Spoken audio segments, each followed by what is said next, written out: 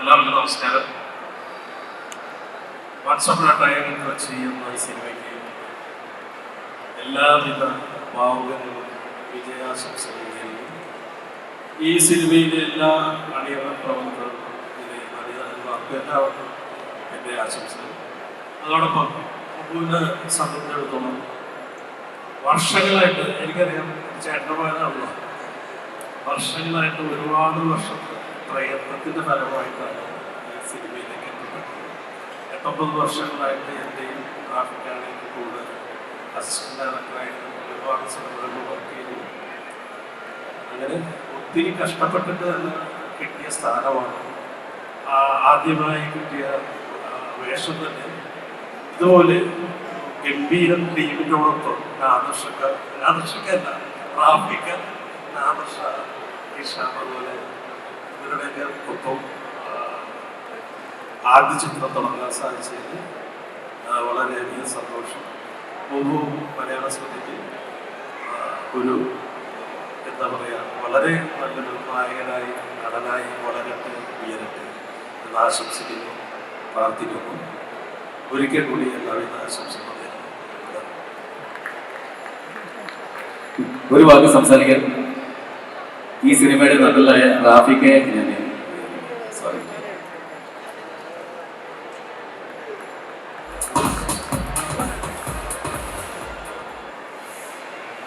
എല്ലാവർക്കും നമസ്കാരം. ഈ കുറച്ച് സിനിമകൾ ഞാൻ ചെയ്തിട്ടുണ്ട്, നിങ്ങൾക്കറിയാം. അതിൽ കുറച്ചൊക്കെ മോശം സിനിമകളാണ്. പക്ഷെ കുറേയൊക്കെ നല്ല സിനിമകളും ചെയ്യാൻ പറ്റിയിട്ടുണ്ട്. അതിൻ്റെ സ്നേഹം എനിക്ക് നിങ്ങൾ 10-30 വർഷമായിട്ട് തരുന്നുണ്ട്. ഈ കാലയളവിൽ ഒരു കാര്യവും ഞാൻ തിരിച്ച് ഇങ്ങോട്ട് ആരോട് ആവശ്യപ്പെട്ടിട്ടില്ല. പക്ഷെ ഈ സമയത്ത് എനിക്ക് ആവശ്യപ്പെടേണ്ട ഒരു സന്ദർഭമാണ്.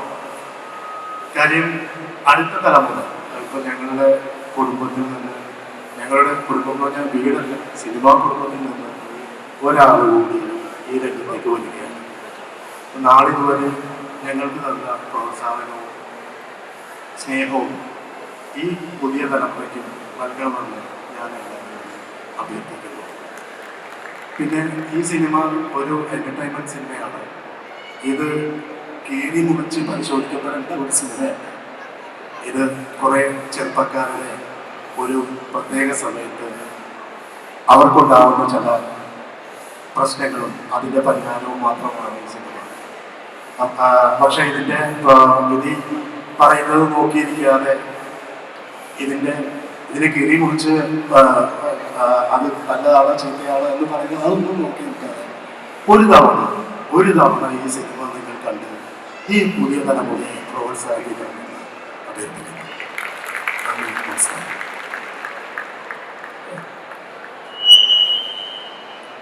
നമസ്കാരം. എൻ്റെ അമരക്കരം തുണി എന്ന് പറയുന്ന എൻ്റെ സിനിമയുടെ നിർമ്മാതാവ് എന്നെ ആദ്യമായിട്ട് ഡോക്ടർ സക്കറിയ തോമസും ആൽവിൻ ആന്റണി ചേട്ടനും ചേർന്നാണ് ആ സിനിമ പ്രൊഡ്യൂസ് ചെയ്തത്. പിന്നെ വേറെ കാര്യമുണ്ട്, ഞാൻ ഈ സിനിമയൊക്കെ ചെയ്യുന്നതിന് മുമ്പ് തന്നെ എനിക്ക് 2 പ്രാവശ്യം കൊണ്ടൊന്ന് അഡ്വാൻസ് തന്ന് ഒരു സംവിധായകനുണ്ടെന്ന് ധൈര്യമായിട്ട് പറഞ്ഞപ്പോഴും ഞാൻ പറഞ്ഞു, സാർ എനിക്ക് സംവിധാനം ചെയ്യാൻ അറിയാൻ പാടില്ല, ഞാൻ പഠിച്ചിട്ട് വരാമെന്ന് പറഞ്ഞ സമയത്തൊക്കെ വീണ്ടും 2-3 പ്രാവശ്യം എൻ്റെ അടുത്ത് വന്നിരിക്കുന്ന ഔസേപ്പച്ചൻ സാർ ഇവിടെ ഉണ്ട്. സാറിനെയും ആൽവിൻ ആന്റണി ചേട്ടനെയും ഞാൻ വേദിയിലേക്ക് സ്വാഗതം. ഔസേപ്പച്ചൻ സാറ് എന്നെ ഒരുപാട് സന്തോഷം എന്ന് വെച്ചാൽ, ഞാൻ നേരത്തെ പറഞ്ഞു, ഒരിക്കലും ആരും ഈ പറഞ്ഞ പോലെ സംവിധായകൻ ആകുമെന്ന് ഞാൻ പോലും വിശ്വസിക്കാത്ത സമയത്ത് എൻ്റെ അടുത്ത് സംവിധാനം ചെയ്യാൻ പറഞ്ഞ ആളും അതിനുശേഷം എന്നെ വെച്ചിട്ട് ധൈര്യമായിട്ട് സംവിധാനം പ്രൊഡ്യൂസ് ചെയ്ത ആളാണ് അതിൻ്റെ പോലീസ്. നാദിഷ ഇതുവരെ ചെയ്ത എൻ്റെ സിനിമ തൊട്ട് എല്ലാം 7ാമത്തെ എല്ലാ സിനിമയിലും മുടക്കുന്നതും ലാഭവും നിശ്ചയിക്കാൻ നല്ല ലാഭം. ഇതുവരെ ഒരു പടവും പറയാൻ പറ്റില്ല, എല്ലാം നല്ല സാമ്പത്തിക വിജയമായിരുന്നു. ഉറപ്പായിട്ടും ഈ നമ്മുടെ കൊച്ചി വൻ വിജയമാവും. കാരണം വേറൊന്നുമല്ല, ആൾക്കാരെ എൻ്റർടൈൻ ചെയ്യാനുള്ള ഏറ്റവും വലിയ കഴിവ് നാദിഷയ്ക്കുണ്ട്. പിന്നെ റാഫി ഭായി പറ്റി പറയേണ്ട ആവശ്യമില്ല. ഒരുപാട് ഗിഫ്റ്റുകൾ തന്ന റാഫി ഭായിക്ക് എല്ലാവർക്കും ആശംസിക്കും.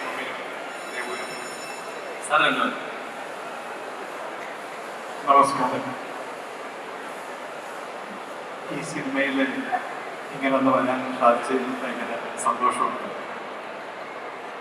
നാദിർഷയൊക്കെ ഇങ്ങനെ സിനിമയിൽ വരുന്നതിന് മുമ്പുള്ള പരിചയം, റാഫിയായിട്ട് സിനിമയിൽ വരുന്നതിന് മുമ്പുള്ള പരിചയം, റാഫിയുടെ മകൻ ഒരു നായകനാകുന്നതിലുള്ള സന്തോഷം.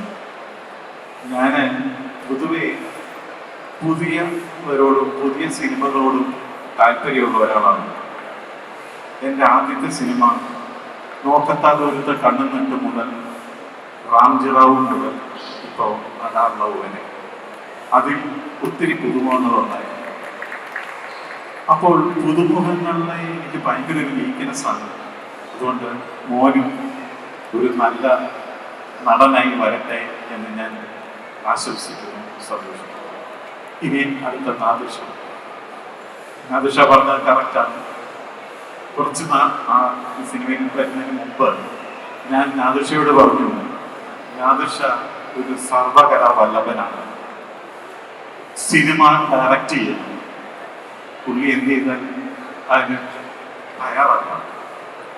ഈ പറഞ്ഞ 1-2 അഡ്വാൻസ് കൊടുത്തിട്ട് മോപ്പിച്ച് നോക്കി. അപ്പോഴും പുള്ളിക്കൊരു ധൈര്യം വന്നില്ല. പക്ഷേ ഞാൻ പിന്നെയും ഒരു റൂമൊക്കെ എടുത്ത് ഇരുത്തി. അപ്പോൾ പുള്ളിയുടെ ഒരു വലിയ ഫ്രണ്ട് പറഞ്ഞു, ഇപ്പൊ നീ ചെയ്യേണ്ടടാ. അതോടുകൂടി ആ ഫ്രണ്ടിനെ ഞാൻ പറയുന്ന അതോടുകൂടി ആ പരിപാടി പൊളിഞ്ഞു പോയി. അല്ലെങ്കിൽ നാദിർഷയെ ഞാൻ കൊണ്ടുവരേണ്ടതായിരുന്നു. ഒരു സങ്കടമുണ്ടാകും ഇപ്പോഴും. ഏതായാലും ഈ സിനിമ ഒരു വൻ വിജയമാകട്ടെ എന്ന് ആശംസിക്കുന്നു, ആഗ്രഹിക്കുന്നു, പ്രത്യേകിച്ച് മോൻ. ഓക്കെ. ഇനി ഈ സിനിമയുടെ അണിയറയിൽ പ്രവർത്തിച്ച എൻ്റെ അസിസ്റ്റന്റ് ഡയറക്ടേഴ്സ് തൊട്ട് മെയിൻ ക്രൂ, പിന്നെ അഭിനേതാക്കൾ ഒക്കെ ഉണ്ട്. ചെറുതും വലുതുമായിട്ടുള്ള വേഷങ്ങൾ ചെയ്താൽ എല്ലാവരും ഒന്ന് വേദിയിലേക്ക് വരണം. കാരണം അത് എൻ്റെ ഒരു ആഗ്രഹമാണ്. ഒരു സെക്കൻഡ് ജസ്റ്റ് ഒന്ന് വന്നിക്കാൻ.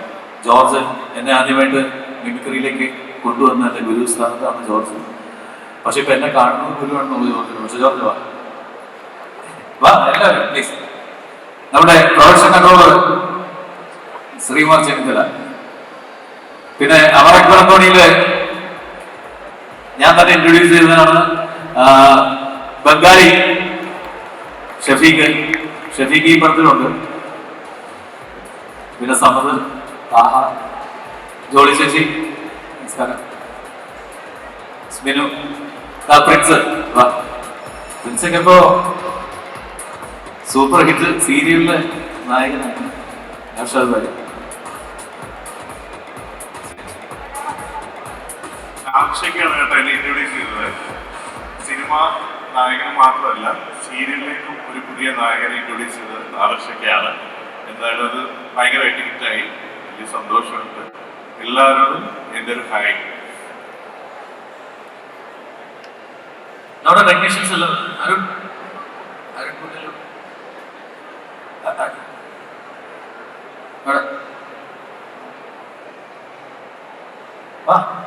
ജസ്റ്റ് ഒരു സ്റ്റേജിൽ ഒരു സ്റ്റില്ല് എത്ര ഉള്ളൂ. കാരണം ഇത്ര പേര് സംസാരിച്ചെന്ന് കുഴപ്പമില്ല. ഒരു സ്റ്റിൽ. ഇനി നിങ്ങൾ കാത്തിരിക്കുന്നത് ഈ സിനിമയിൽ നല്ലൊരു വേഷം ചെയ്ത് നമ്മുടെ അശ്വന്തയുടെ അശ്വന്തന് ഒരു സെക്കൻഡ്. ഇവൻ ഈ സിനിമയിൽ ഒരു നല്ല വേഷം ചെയ്തിട്ടുണ്ട്. അത് മാത്രമല്ല ഗംഭീര മിമിക്രി ആർട്ടിസ്റ്റ് ആണ്. അത് നമുക്ക് പിന്നെ ഇപ്പൊ നമുക്ക് പരീക്ഷിക്കാം. ഇത് ചെയ്യൂലേ, ഇത് കഴിഞ്ഞിട്ട് ചെയ്യാം. ഒരു സ്റ്റിൽ.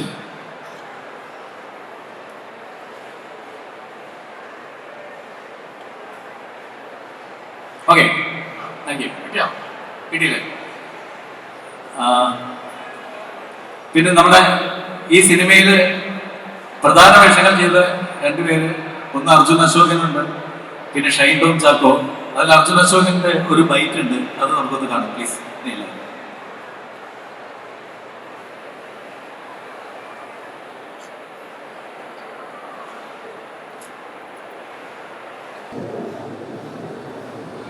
ഹായ് ഓൾ, നമസ്കാരം. സോറി, ഇന്ന് വൺസ് അപ്പോൺ എ ടൈം കൊച്ചിയിലെ ഓഡിയോ ലോഞ്ചിന് എത്താൻ പറ്റില്ല. സ്വന്തം കൊച്ചിയില സ്വന്തം പക്ഷേ ഞാനൊരു പടത്തിൻ്റെ ഷൂട്ടിംഗ് ആയിട്ട് തലശ്ശേരി പെട്ടുപോയി. അപ്പോൾ ഭയങ്കര മിസ്സിംഗ് ആണ് വരാൻ പറ്റാത്തത്.